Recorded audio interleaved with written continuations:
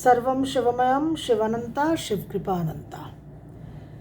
তাহলে এই দেবগুরু বৃহস্পতি বক্রী হওয়াতে আমরা একটু বক্রগতি নিয়ে আলোচনা করেছি এবং বৃহস্পতি বুধ শুক্র শনি টোটাল কম্বিনেশনে কি ম্যাসাকার হয়েছে জ্যোতিষ জগতের।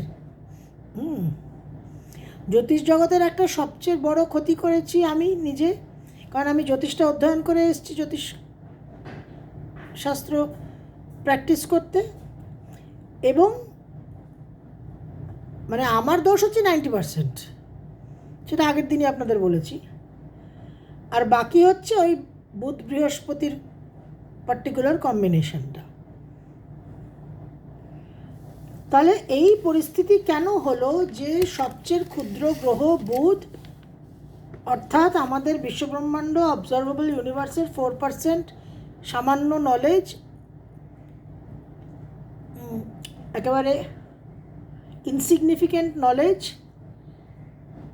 সেই বুধ মনে করছে এটা সাংঘাতিক পার্সেন্টেজ। বৃহস্পতি লার্জেস্ট প্ল্যানেট, কিন্তু আমার অবজারভেবল ইউনিভার্সের 96% আমার কাছে অজানা অচেনা, dark energy dark matter doesn't matter. তো 96%ই আমার ইগনোরেন্স, অর্থাৎ বিগেস্ট প্ল্যানেট উইজডম। উইজডম মানে হচ্ছে অ্যাওয়ারনেস অফ ইগনোরেন্স, কিন্তু সে অ্যাওয়্যার নয়। সেখান থেকে তাদের যে ওই লিমিটেশনটা, মানব জাতির যে লিমিটেশনটা, যে মানব জাতি শুধু সামান্য নলেজ ইনফরমেশন নিয়ে আছে, তার অজ্ঞানতার জায়গাটা আনলিমিটেড ইনফাইনাইট, এই লিমিটেশনগুলো সম্বন্ধে মানব জাতি অবগত নয়, এবং অবগত হলেও সেটা অস্বীকার করে। টোটাল ডিলিউশন অ্যান্ড ডিনায়াল, বিভ্রান্তি আর অস্বীকার করার জায়গা, স্যাটার্নকে দুচ্ছাই করা। এবং এই নলেজটার অ্যাপ্লিকেশন হচ্ছে ভেনাস, বিশেষ করে জ্যোতিষ জগতে। অন্যান্য ক্ষেত্রে কি হচ্ছে না হচ্ছে সেটা যার যেটা ক্ষেত্র সে সেখানে এটাকে, এই আমার এই ফর্মুলাটাকে অ্যাপ্লাই করে আপনারা একটা সিদ্ধান্তে আসবেন।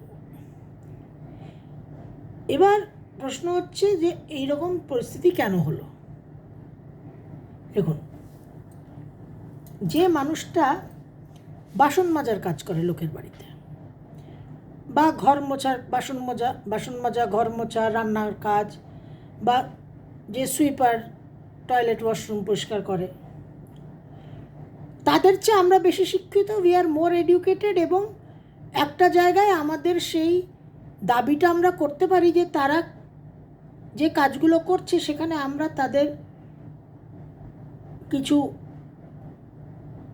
ইনস্ট্রাকশন দিতে পারি, আমরা তাদের গাইড করতে পারি যে এইভাবে এইভাবে করো, do this, don't do this, do it this way, don't do it that way. তাদের আমরা নির্দেশ দিতে পারি। কিন্তু তারা যেহেতু, আমাদের এটাও মাথায় রাখতে হবে যে তারা যেহেতু দীর্ঘদিন এই কাজটা করছে যান্ত্রিকভাবে, একটা মেকানিক্যালি তারা করে আসছে, তাদের এই যে অভিজ্ঞতাটা, তাদের যে এক্সপিরিয়েন্স স্যাটার্ন, সেখান থেকে কিন্তু তারা একটা তাদের ওই বাসন মাজা ঘর মোছা টয়লেট ক্লিনিং রান্না করা, এই কাজগুলোর একটা কিন্তু তারা দক্ষতা তারা অর্জন করেছে। এটা করতেই হবে, বিকজ একটা যে কোনো কাজ রিপিটেডলি করে গেলে তার একটা হ্যাবিট তৈরি হয়, এবং সেই হ্যাবিট থেকে সেখান থেকে সে কিছু তার পারদর্শিতা কন্ট্রোল আসে। যেমন যারা মহামিথ্যাবাদী, মহামিথ্যাবাদীদের সঙ্গে আপনি কোনো দিন পেরে উঠবেন না। এই বিগত কয়েকদিন আমার কয়েকজন মহামিথ্যাবাদীদের সঙ্গে এমন এনকাউন্টার হয়েছে যে আমি ওই এনকাউন্টারে শেষ।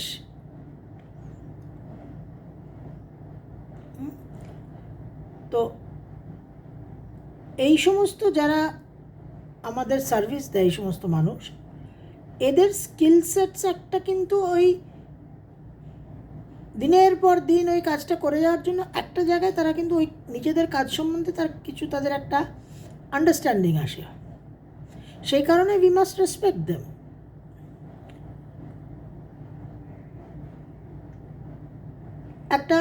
তাদেরও একটা স্পেস দেওয়া উচিত। We must be flexible with them. যেরকম একটা আপনাদের খুব রিসেন্ট আমার ব্যক্তিগত অভিজ্ঞতা বলি। আমার বাড়িতে যে থাকে একটা পরিবার থাকে, সেই পরিবারের জয়ন্তী বলে একটি মেয়ে থাকে, অত্যন্ত মুখরা, আর তার গলার ভলিউম হচ্ছে সবসময় টপ ভলিউম, মনে হবে বোসের স্পিকার চলছে বাড়ির মধ্যে। তো সে এসে আমাকে বলল যে দিদি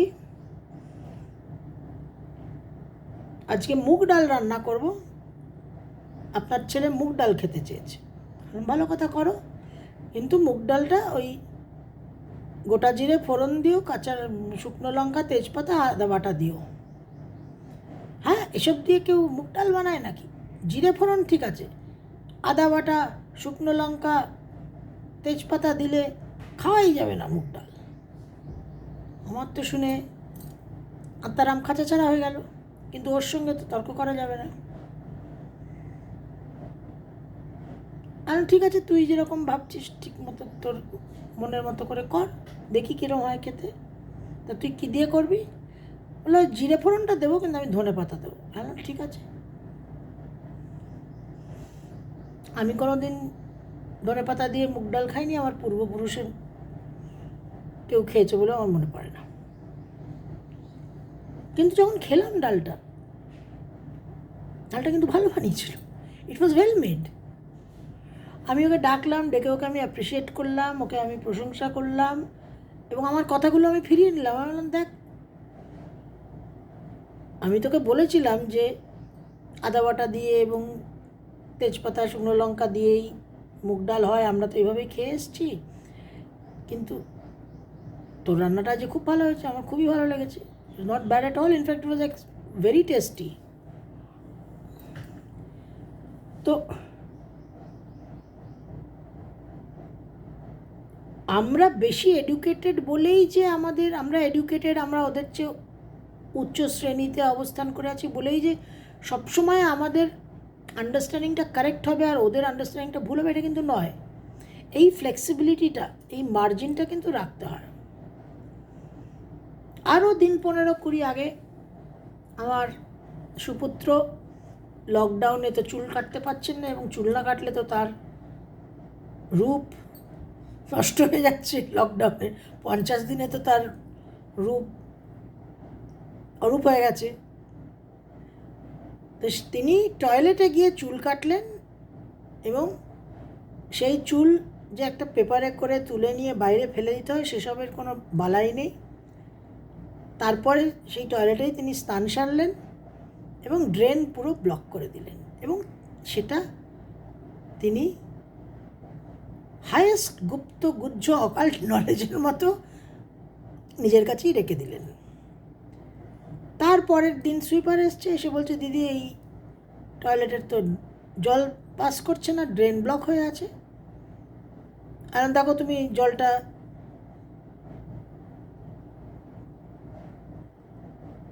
ওই কোনোভাবে ঠিকঠাক করতে পারো কি না?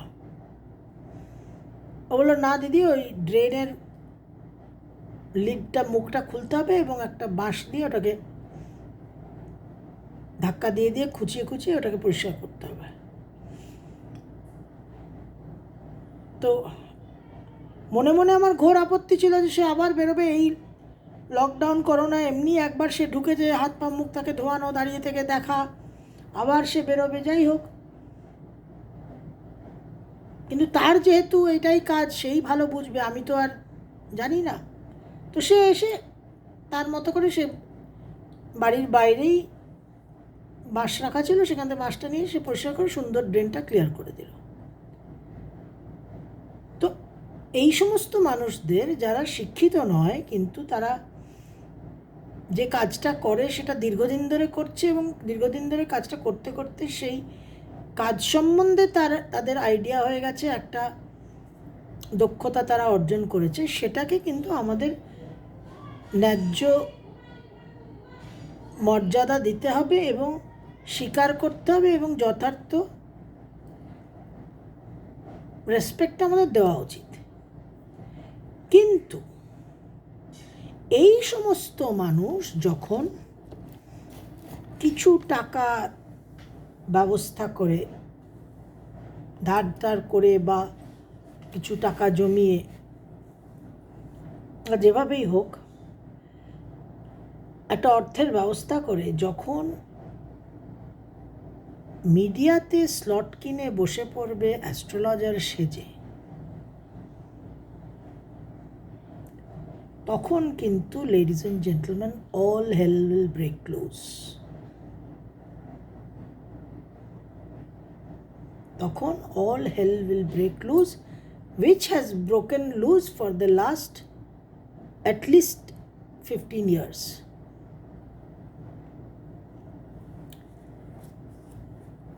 তখন তাদের যে অনৈতিক কাজ, তারা তাদের ক্ষেত্র থেকে, ডোমেন থেকে বেরিয়ে এসছে, কিন্তু তাদের ডোমেনে, তাদের ক্ষেত্রে, তাদের কাজে কিছু বলার ছিল না। কিন্তু তারা যে এই নতুন ক্ষেত্রতে এসছে, এখানে এসে যখন তারা অন্যরকম আচরণ করবে, ইমমরাল অ্যাক্টস, অনৈতিক কাজ, ভুল, জানেই না তো কিছু সাবজেক্টটা, এবং মূর্খামি, তখন সেগুলো তাদের কিছুতেই চোখে আঙুল দিয়ে দেখানো যাবে না। You can't point out. আপনি যদি সেটাকে উল্লেখ করেন, সেটাকে যদি মেনশন করেন, তখন সব দল বল বেঁধে, একদম দল বল নিয়ে কোমর বেঁধে আপনার সঙ্গে লড়াই করতে, যুদ্ধ করতে নামবে, এবং আপনি পেরে উঠবেন না। আমিও পেরে উঠি না। এই যে ডোমেন নলেজ, যে আমি যে ক্ষেত্রে কাজটা করছি তার যে নলেজটা, আমার কাজ সম্পর্কীয় যে জ্ঞানটা, আমি খুব ভালো বাসন মাজতে পারি, ঘর পরিষ্কার করতে পারি, ঘর মুছতে পারি, টয়লেট পরিষ্কার করতে পারি, রান্না করতে পারি। আমি যখন অ্যাস্ট্রোলজার হয়ে গেলাম, তখন আমি ভাবছি আমি তো অ্যাস্ট্রোলজিতেও মাস্টার, ওস্তাদ।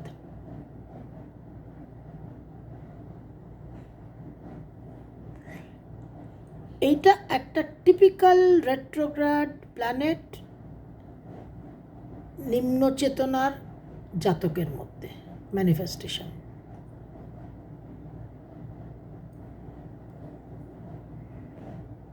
বৃহস্পতি অ্যাডভাইসারি রোল প্লে করে,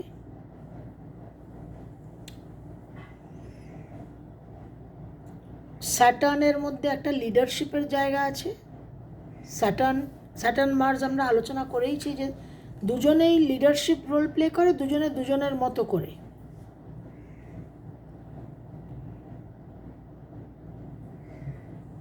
তো এই সমস্ত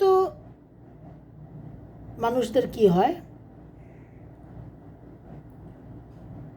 এরা জুপিটারের যে রোলটা, অ্যাডভাইসটা, সেটা কীরকম দিয়ে থাকেন আপনারা যারা ভুক্তভোগী তারা তো জানেনই, আর যারা ভুক্তভোগী নন তাদের কল্পনা না করলেই বোধহয় স্বাস্থ্যের পক্ষে উপকারী।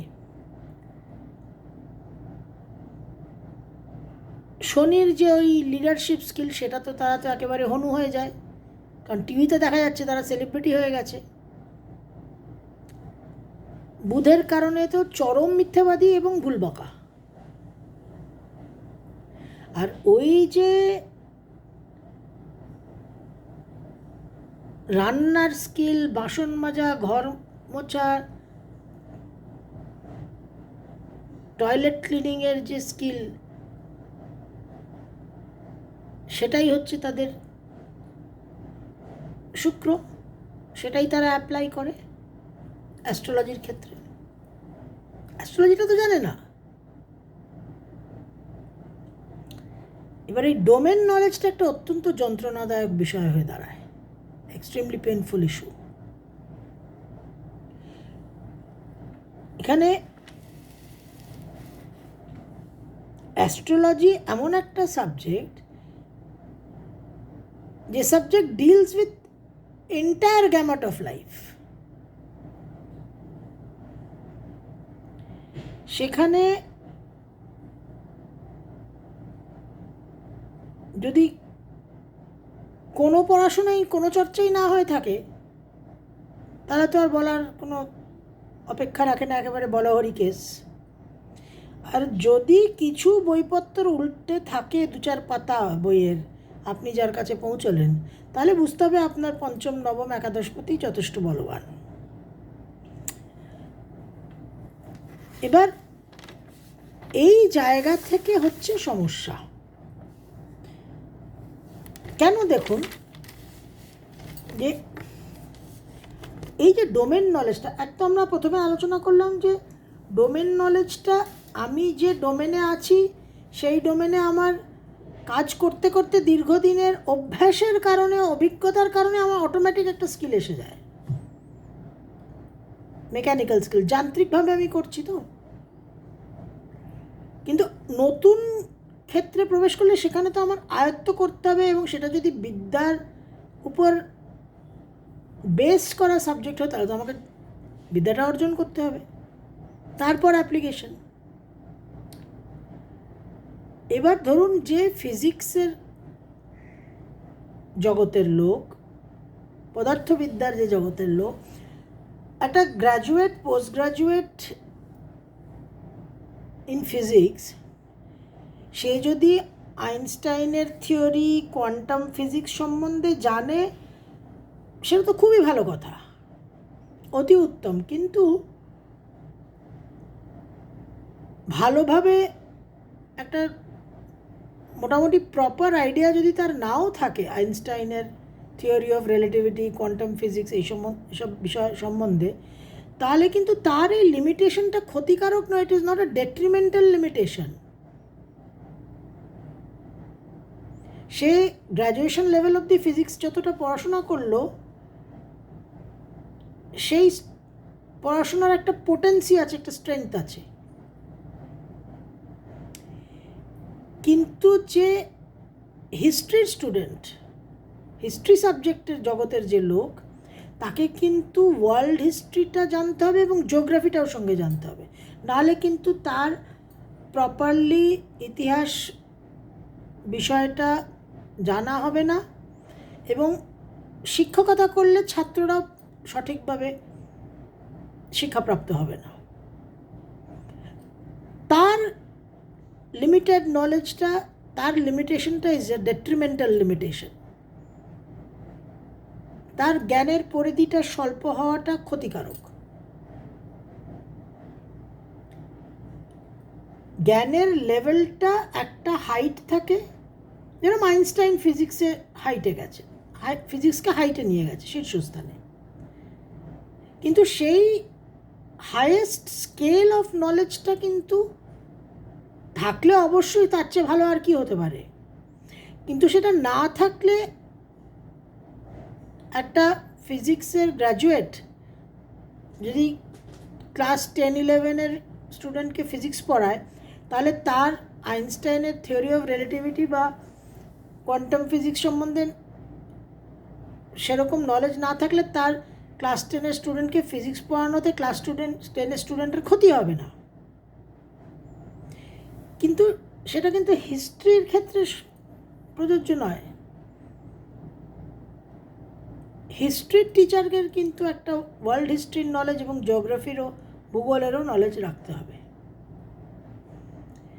তো নলেজ কোন ক্ষেত্রে, কোন ডোমেনের নলেজকে স্কেল ডাউন করা যায়, আর কোন ডোমেনের নলেজকে স্কেল ডাউন করা যাবে না, একটা হাইটের আইডিয়া রাখতেই হবে, দ্যাট ইজ ভেরি ইম্পর্ট্যান্ট।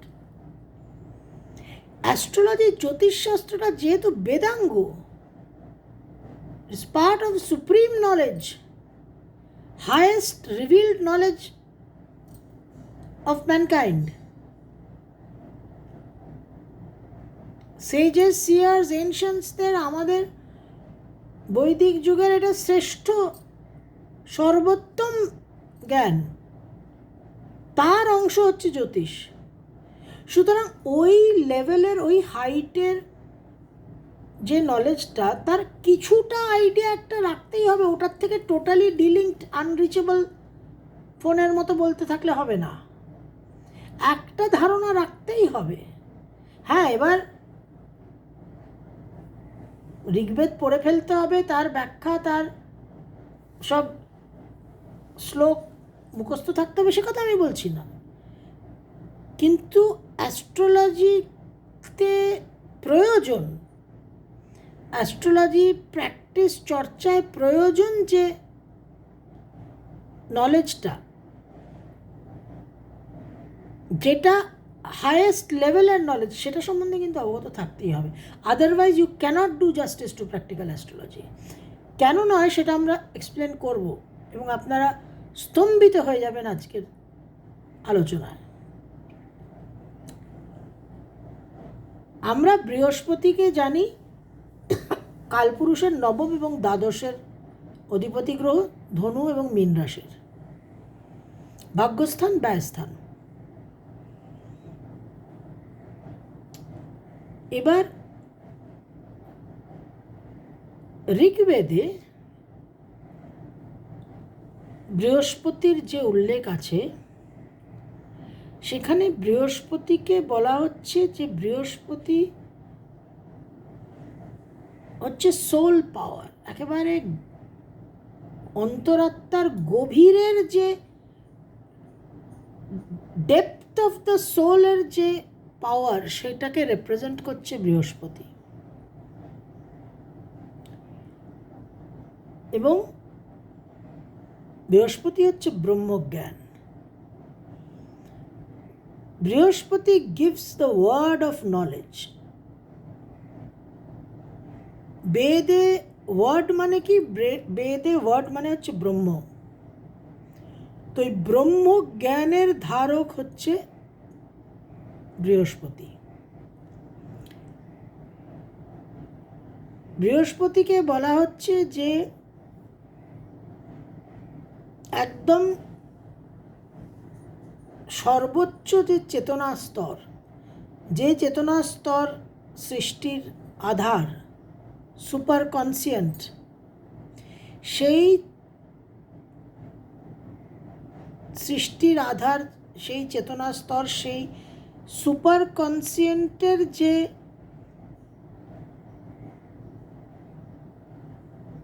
রিদমটা, যে অভিব্যক্তিটা, প্রকাশটা যে রিদমে হচ্ছে, চেতনা স্তর থেকে সৃষ্টি যে হচ্ছে, যে রিদমে হচ্ছে, যে তালে হচ্ছে, যে ভাবে হচ্ছে, যে বিন্যাস, সেই নলেজটা বিভিন্ন দেবতাদের বৃহস্পতি প্রদান করতেন, এবং বিশেষ করে ইন্দ্রকে। Who is Indra? ইন্দ্র হচ্ছে সেই মন এবং সেই শরীর, যে মন এবং যেই শরীর পঞ্চেন্দ্রিয়কে জয় করেছে। যে মন, যে শরীর পঞ্চেন্দ্রিয়কে জয় করেছে, তার নাম হচ্ছে ইন্দ্র। তাহলে সেই রকম মনন চিন্তনের, গঠনের মানুষকে এবং দেবতাকে বৃহস্পতি একেবারে সৃষ্টির প্রকাশের যে ছন্দ, যে ব্লুপ্রিন্ট, যে পরিকল্পনা, সেটা প্রদান করে, সেটা গিফট করে। এবং বৃহস্পতিকে বলা হচ্ছে যে সৃষ্টির যে ক্ষমতা, যে শক্তি, the extreme power of creation, তার একেবারে কনসেন্ট্রেটেড নির্যাস হচ্ছে বৃহস্পতি। এই কনসেন্ট্রেটেড পাওয়ার অফ ক্রিয়েশন কি করে না, সে প্রথমে বিভিন্ন লোকে, বিভিন্ন স্তরে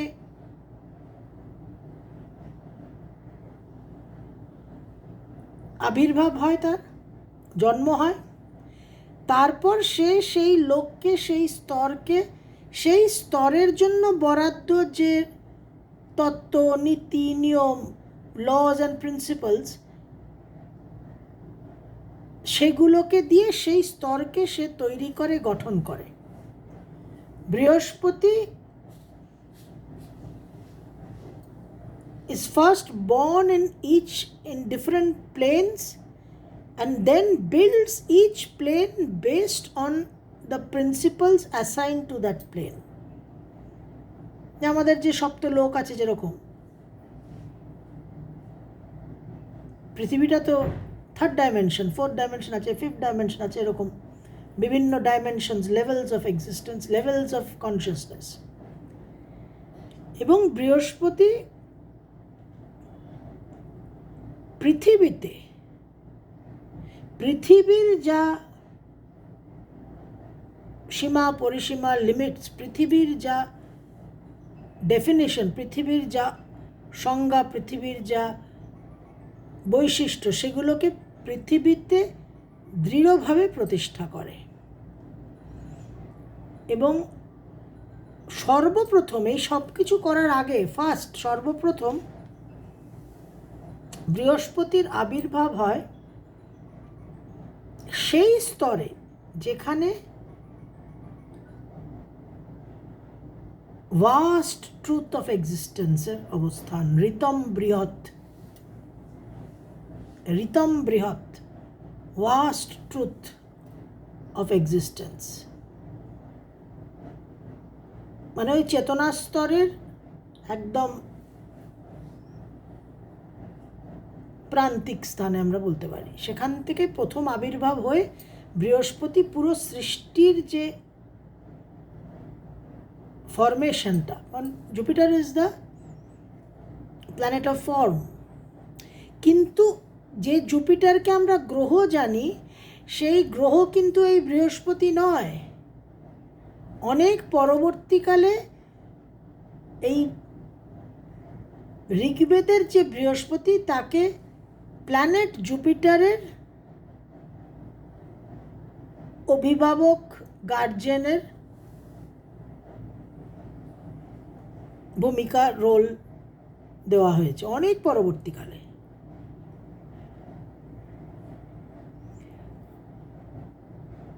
বৃহস্পতি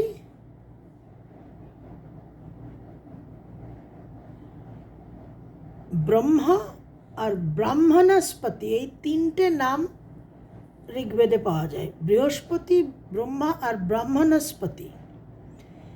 তার মধ্যে ব্রহ্মা পরবর্তীকালে ওই পৌরাণিক কাহিনীর সৃষ্টিকর্তা, ব্রহ্মা ক্রিয়েটার হয়ে গেল।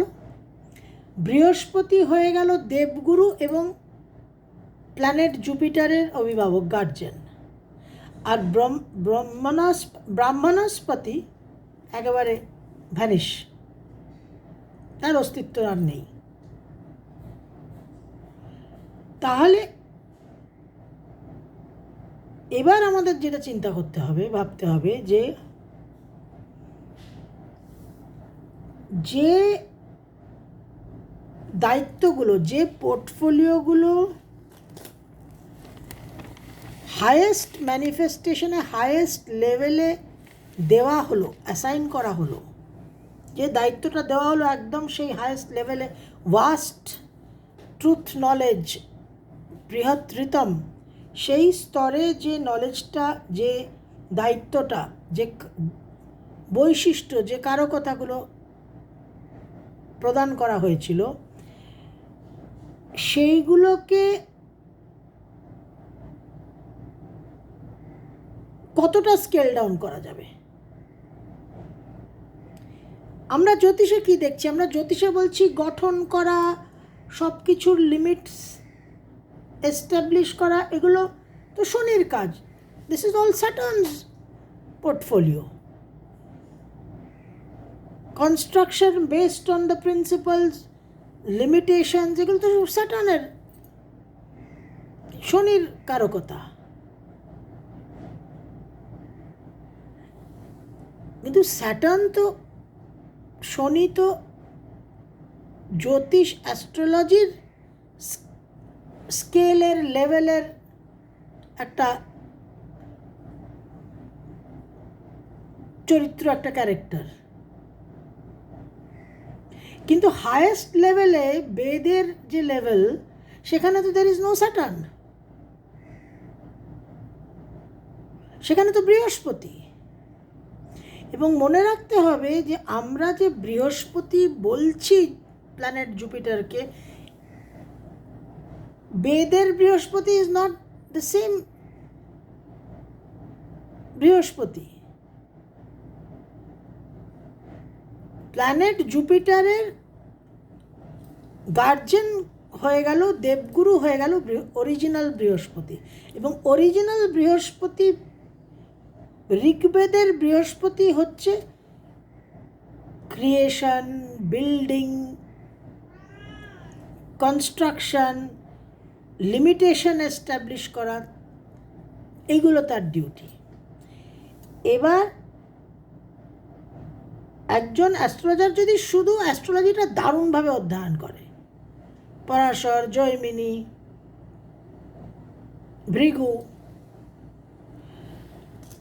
এই যে আজকে আপনাদের সঙ্গে যে তথ্যটা আলোচনা করলাম, this is not going to be available to him or her. এটা ঋগ্বেদে আছে, এবং ঋগ্বেদে আছে, এবং এটা বিশেষ একজন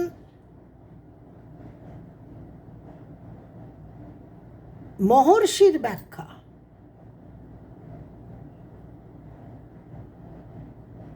তো আমি অ্যাস্ট্রোলজির যে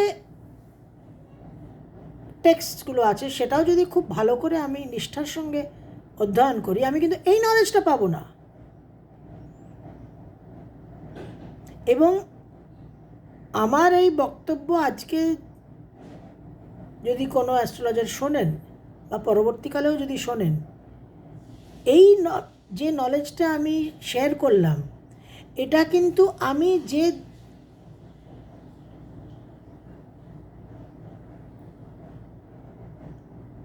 বইগুলো পড়লাম, যে টেক্সটগুলো পড়লাম, এবং দীর্ঘদিন ধরে পড়লাম, টোটাল আমি তো আপনাদের কাছে একটা ক্যাপসুল করে দিচ্ছি,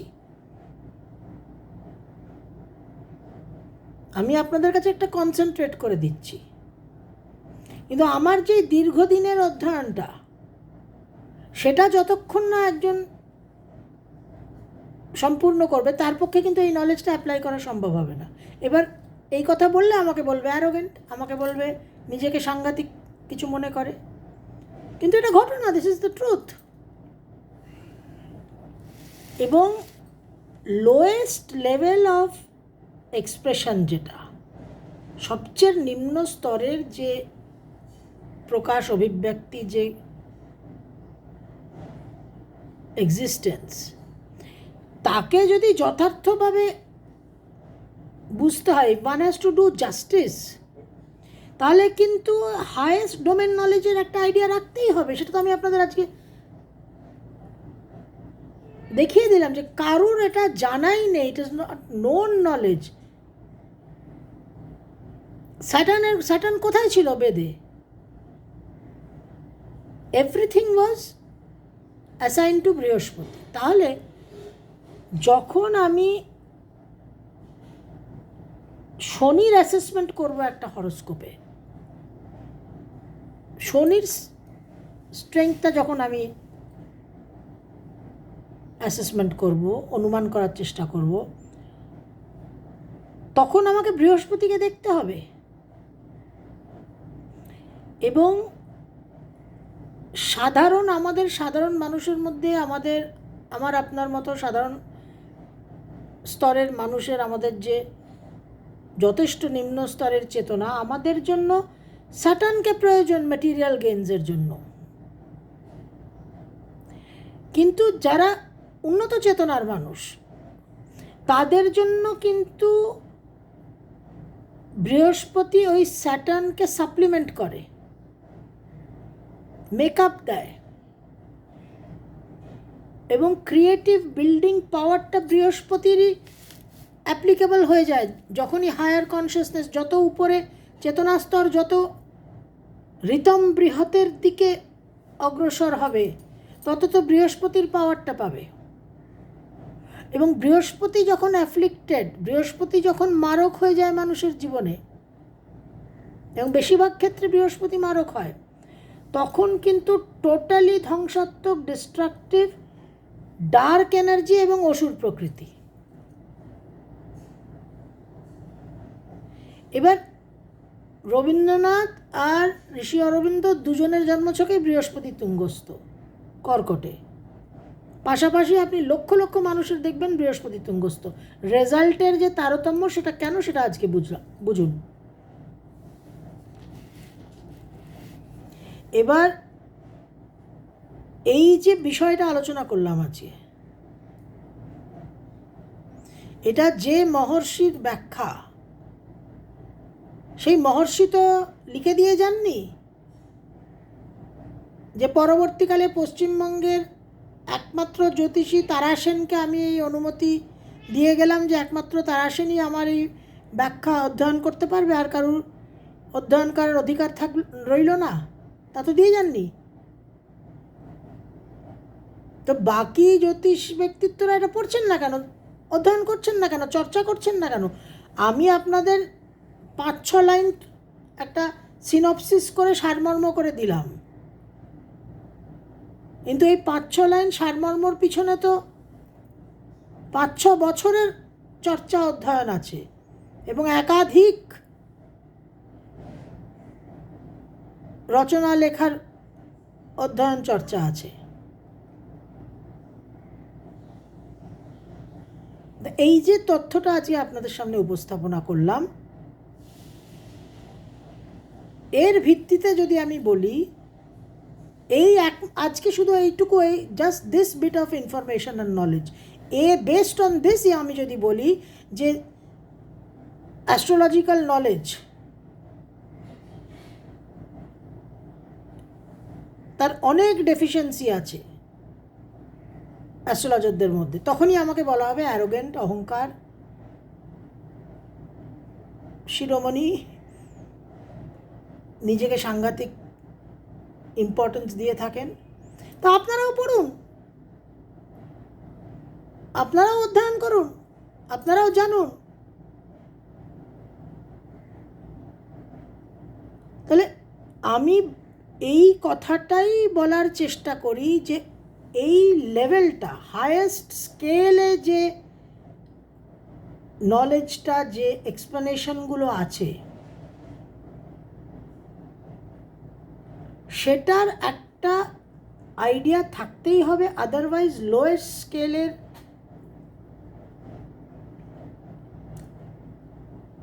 ডিলিংটা, ট্রিটমেন্টটা কখনো সঠিক হবে না, অ্যাকিউরেট হবে না।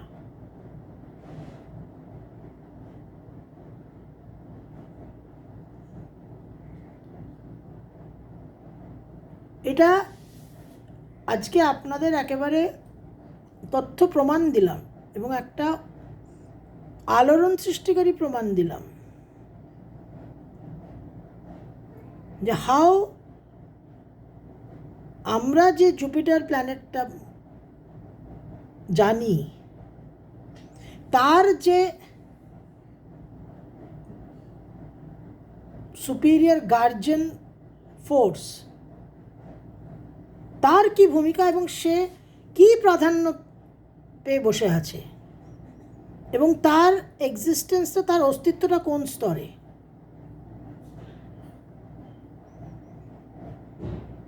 যে অন্তরাত্মার একেবারে গভীরের যে শক্তি,